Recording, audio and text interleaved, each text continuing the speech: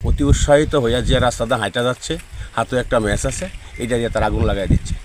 এর কারণে আমাদের প্রাকৃতিক পরিবেশ এবং জীবজন্তু অনেক কিছুর ক্ষতিগ্রস্ত হচ্ছে।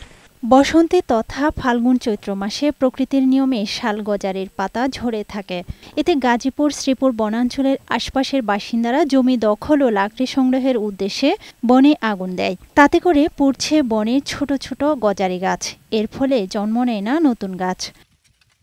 গত এক মাসে শ্রীপুর বনাঞ্চলে শ্রীপুর বিট, গুসিঙ্গা বিট, সিংড়াতলি বিট ও রাথুয়া বিটে সহ বেশ কিছু জায়গায় আগুন দেয় দুর্বৃত্তরা। দুষ্ট লোক দৈনিক আগুন দেয় জঙ্গলে। জীবজন্তুর হইলেও ক্ষতি বিরাট। আইনগত ব্যবস্থা না নেওয়ায় বছরের পর বছর চলছে বন পোড়ানোর এমন ঘটনা।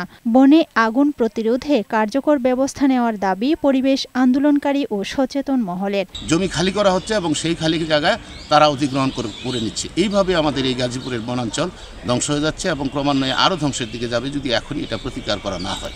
দুষ্কৃতকারীদের রুখতে টহল দলের পাশাপাশি মাইকিং ও তাৎক্ষণিকভাবে ফায়ার সার্ভিস কাজ করছে বলে জানান এই রেঞ্জ কর্মকর্তা। আমরা বিশিষ্ট একটা টহলের ব্যবস্থা করেছি যাতে যেখানেই আগুনটা ধরায় সেখানে যাতে ব্যবস্থা নিতে পারে। এছাড়া দুষ্কৃতিকারীকে শনাক্ত করার জন্য থানায় জিডি, মাইকে বিভিন্নভাবে প্রচার এবং বিভিন্ন সোশ্যাল মিডিয়ার মাধ্যমে আমরা অবগত করছি।